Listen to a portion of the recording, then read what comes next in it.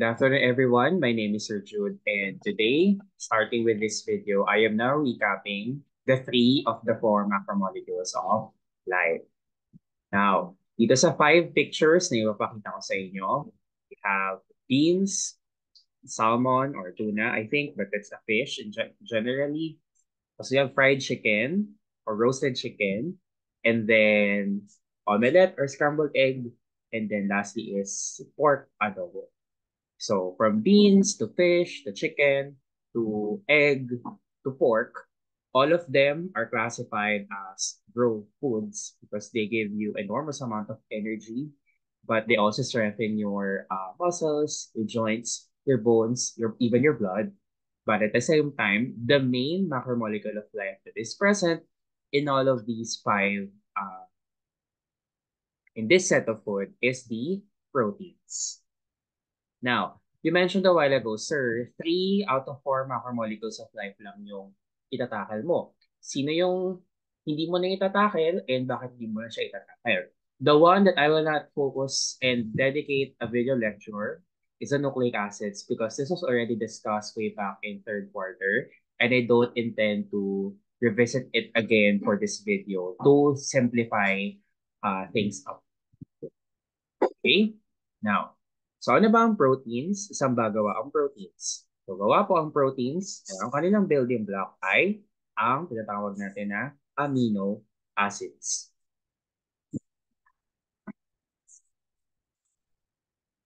Ngayon, para saan ba ang proteins? Anong function ang ginagawa sa katawan natin? So main functions ng proteins ay to serve as structural components and enzymes. Pampatibay ng ating katawan or parte ng katawan and catalyst or other for simplification of macromolecules into micromolecules para ma-absorb natin yung nutrients na nakukuha natin from food and then eventually i-energize tayo. Now, what you see on your screen right now is the anatomy of an amino acid. So first, etong carbon that I labeled with a red square, we call that alpha carbon. So, and alpha carbon is surrounded by 4 parts. So the first part is called the amino group, the NH3 plus. Now, the one at the right of the alpha carbon is what we call the carboxylic acid group or COO. So kaya siya tinawag na amino acid because you have an amino group on the left and a carboxylic acid group on the right. Kaya amino acid. And lastly, the one that's the letter R, it's not actually an element. You might notice no na puro elements yung nakapaligid kay carbon. You have N, which is nitrogen, you have H, which is hydrogen, and you have O, which is oxygen. Wala pong element kasi na ang symbol ay letter R. So R stands for a side chain. Pag sinabi natin side chain, these are group of elements or compounds that distinguish amino acids from each other. Because you have a total of 20 amino acids. Remember, in the handout that I gave you, ito yung listahan ng amino acids natin. So we have 20 of them and they are grouped according to the characteristics, solubility, acidity, or basicity of their side chains. Ngayon, let's start with non-polar. So we have 10 amino acids that are considered non-polar. We have glycine, alanine, valine, cysteine, proline, glycine, isoleucine, methionine, tryptophan, and phenylalanine. So these are called hydrophobic because they hate water. When you mix them with water, they will not interact with water. You will see layers. On the other hand, we have the polar group that is composed of 5 amino acids. We have serine, threonine, tyrosine, asparagine, and glutamine.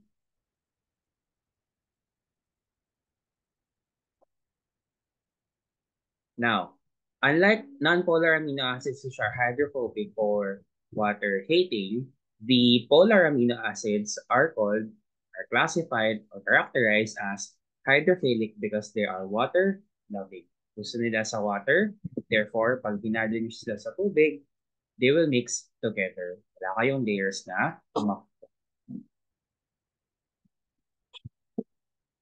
So, nakaka 15 amino acids na tayo. Meron pang limang hindi pa natatakil. Let's move on to the third amino acid group. We call them acidic amino acids or the one with an extra negative charge. Bakit sila acidic amino acids? Because they have an extra carboxylic acid group as their side chain. Meron silang isa pang COO group kagaya ni na aspartic acid at glutamic acid.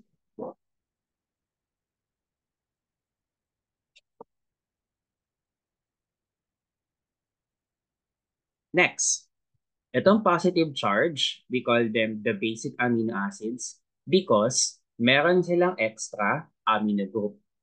So they have an extra NH2 group. For NH, for anything na may nitrogen and hydrogen, whether may positive sign or wala. We're not going to overcomplicate stuff. Bakit may nakikita kayong positive? Bakit nababawasan ng hydrogen or whatever? That's college biochemistry. And we're going to stick things that are junior high school friendly. Now, speaking of which, the only three amino acids that are considered basic are lysine, arginine, and histidine. Now, let's tackle the protein structures. There is a hierarchy of protein structures, and we have four. First, we have primary, second is secondary, third is tertiary, and fourth is quaternary. So, the hierarchy of structures range from simple to complex. Let's start with primary first. When we say primary structure of a protein, it refers to the sequence of amino acids. Yung pagkakasunod-sunod lang po. Arrangement lang po nila. So for example, you have two amino acids there. The one with the left, the one nasa side chain of hydrogen, and the one nasa side chain of methyl or CH3. So, kung babalikan niyo po yung handout natin para po masagutan or ma-identify yung amino acids, you just have to look for the amino acids na kung saan ang kanyang side chain ay H, ito, and CH3, which is ito. So that means ang ating amino acids ay glycine, which is nonpolar, and alanine, which is also nonpolar. So yan lang naman, because sequence of amino acids, pagkakasunod lang naman. We list amino acids from left to right. Now, amino acids are linked together by what we call the peptide or the CONH bonds, the one that I marked with a red oval. And lastly, another important property of primary structure proteins, they are non-functional. When we say non-functional, wala silang function na piniperform. Yes, you already have a protein at this point, but wala pa siyang ginagawa at all. Like, nandiyan lang siya. Because it's basically just a sequence. At pag nakapila pa lang, wala pang ginagawa at all. Hindi pa siya importante at all. Okay? So, for those who are confused, how do we determine the amino acids based on the side chain? Let's have more examples. Okay. So, dahil naka-blue ovals ito, focus tayo sa mga polar amino acids. So, the first is CH2OH. So, sino ba yon? Ito yon, si serine. Ayan. Next natin ay CH2. Tapos may benzene ring. This is colloquially referred to as the piatos ring. Tapos mukha siyang piatos, hexagonal shape. And then may OH sa baba. So CH2 and then benzene ring, then OH. That's tyrosine for you.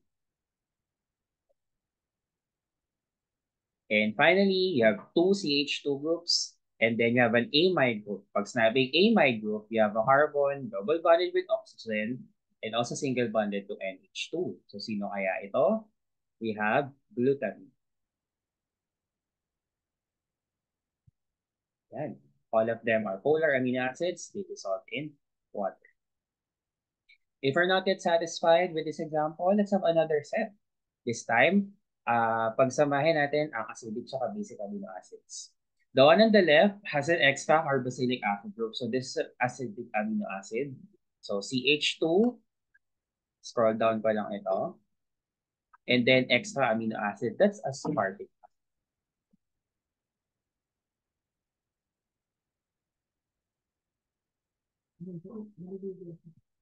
Okay. Next, my extra my extra amino group. This is a basic amino acid. So linear siya with NH3 plus at the bottom. So this is lysine.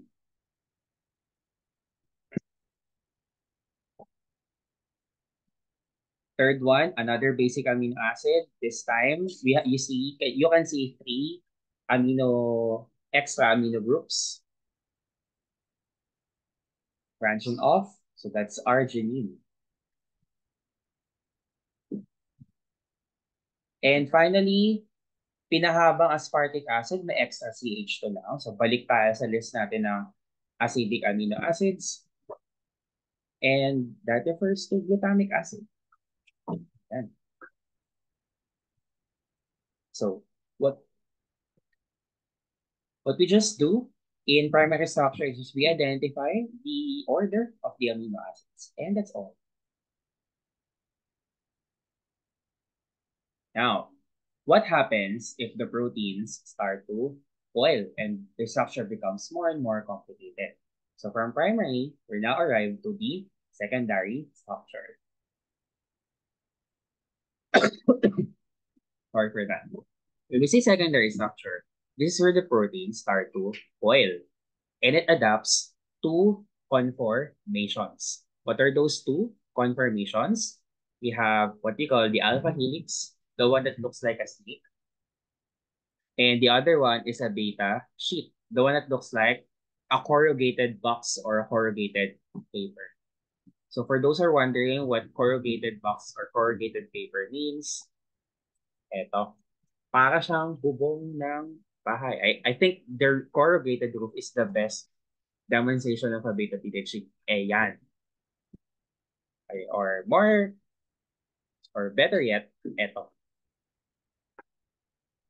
Ayan. Para siyang pamaypay na gawa sa papel na pinupito-pin. Ha? Okay. So ano bang special or ano ba pinagkaiba ng alpha helix sa beta sheet? So it's best to, ayan, let's start with alpha helix first. No? Yung nakikita niyo na COHN na paulit-ulit, those are the peptide bonds. And yung vertical red line, that corresponds to the helical axis. And the peptide bonds and the helical axis are parallel to each other. If they are parallel to each other and the appearance of the proteins looks like a snake, then therefore that's an alpha helix. Now, how does an alpha helix differ to a beta sheet? Ngayon, mapapansin nyo, yung peptide bonds natin, COHN, nakapahiga. So that's horizontal. But its sheet axis is vertical. So in mathematics, when you have a straight horizontal line intersecting with a straight vertical line at exactly an angle of 90 degrees, we call that a perpendicular or right angle. So in beta-pleated sheet or beta sheet, the peptide bonds are perpendicular to the sheet axis. Now, you might be wondering, sir, saan papunta itong topic na to? So let me just list and exhaust all the different structures from primary to quaternary, and then later on, we'll identify the hierarchy of protein structures of selected proteins. In the meantime, just let things flow. So, okay? Now, tertiary structure. In tertiary structure, the proteins start to fold and become three-dimensional. And it adapts another set of structures. So let's start with fibrous. Fibrous proteins appear like a bundle of fibers, no? Para siyang stiko or yung umiikot na stiko. So when we say fibrous, its hydrophobic chains are at their surface. When we say hydrophobic, its surface doesn't like water. Therefore, fibrous proteins will not mix with water at all. We will have some examples later. On the other hand, globular proteins, no? Pag globular, ang gulo niyang tingnan compared to fibrous, hindi na siya naka-arrange into bundle. So, globular proteins have hydrophilic chains at their surface. So, hydrophilic means yung surface niya gusto sa tubig. At pag gusto sa tubig, hahalo sa tubig.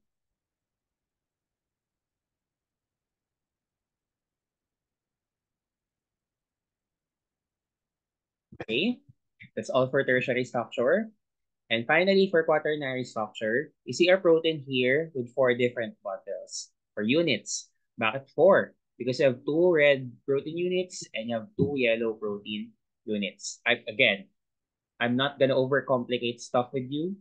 Hindi ko ipapangalanan kung sino ba yung 4 na yan, and hindi ko sasabihin kung anong function ng mga yan. Okay? As of the moment. So, when you say, or when we say quaternary structure, we just refer to the combination of protein units. So, nagkukumpul-kumpul yung mga ribbons or structure na yan as one big protein unit. So, let's recap all the structures. For primary, no? Simply the arrangement of the amino acids. Wala pa siyang function at all. And nagko-connect sa kanya yung peptide bonds.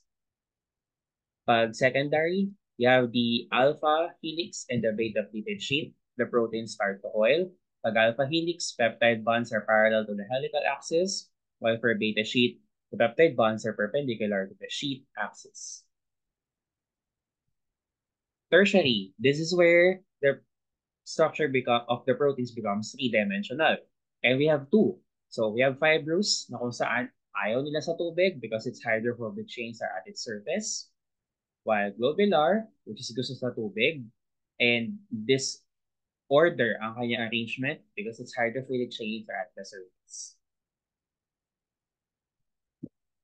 And lastly, for quaternary structure, we're just interested in the number of the combination of protein units. Now, how does everything that I taught to you will make sense? So, ito na.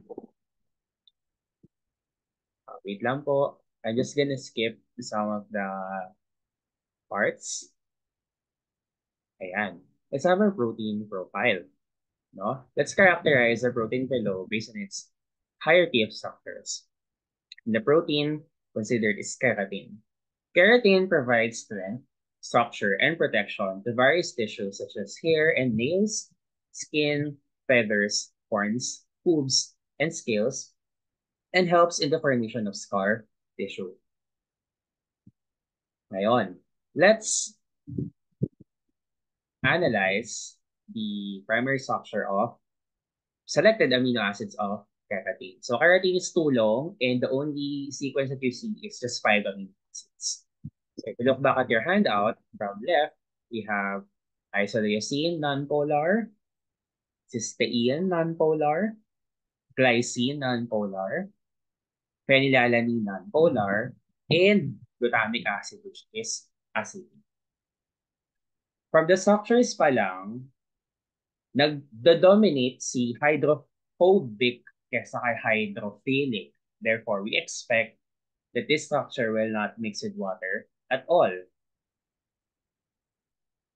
Secondary structure. Bercillin keratin, ha? Okay. So, the secondary structure of keratin, this is an alpha helix because not only it resembles a snake, but its peptide bonds are parallel to the helical axis.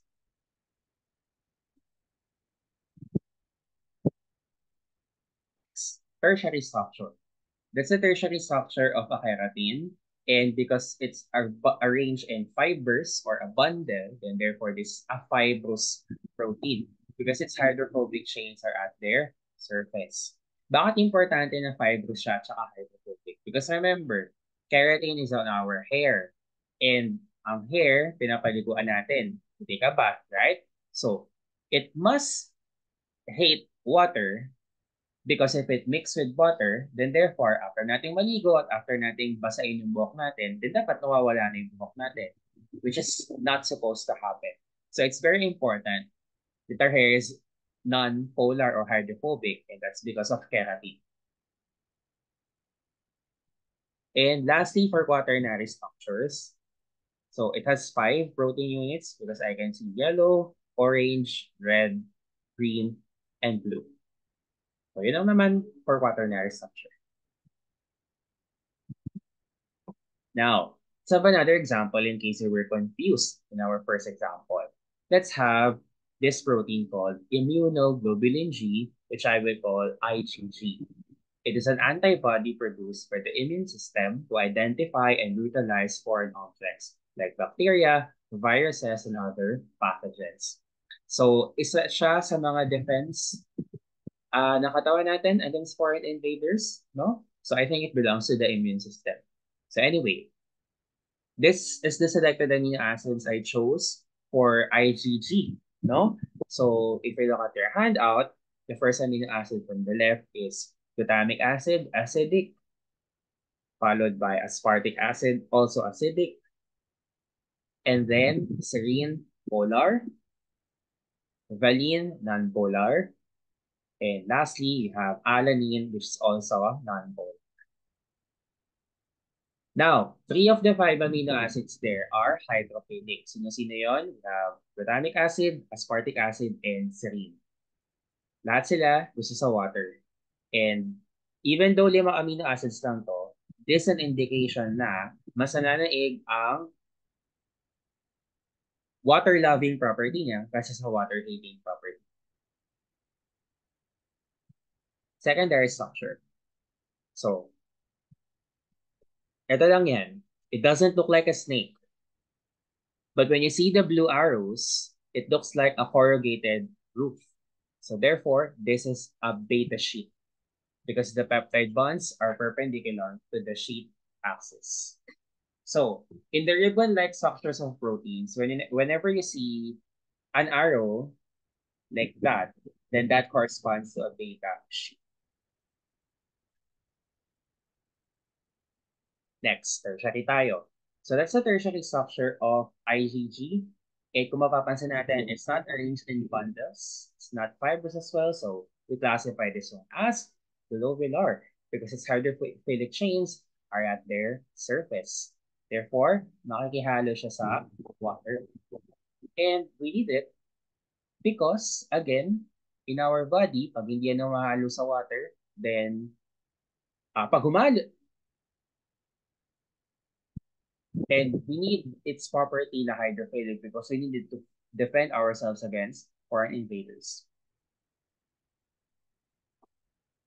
Now, lastly, for quaternary structure, excluding the black portion because that just binds yellow and blue protein unit together, there are 4 protein units. One marked by color pink, and then yellow, and then green, and then blue. Okay? So, all in all, that's it for proteins. Ang masabi ko lang to wrap everything up when it comes to lesson is that even though hindi naman natin nakikita at all mismo arrangement ng amino acids natin, yung pagiging alpha helix or beta sheet, pagiging fibrous or globular, and the number ng protein units. Even though hindi man natin sila nakikita, but they really serve great importance when it comes to maintaining and defending our body. So basically, without proteins, we wouldn't be able to survive for a long time. And of course, proteins are not the only ones that help us survive. We need also the help of other macromolecules of life. And that's what I'm going to tackle tomorrow. Till then, I'm Sir Jude. Goodbye.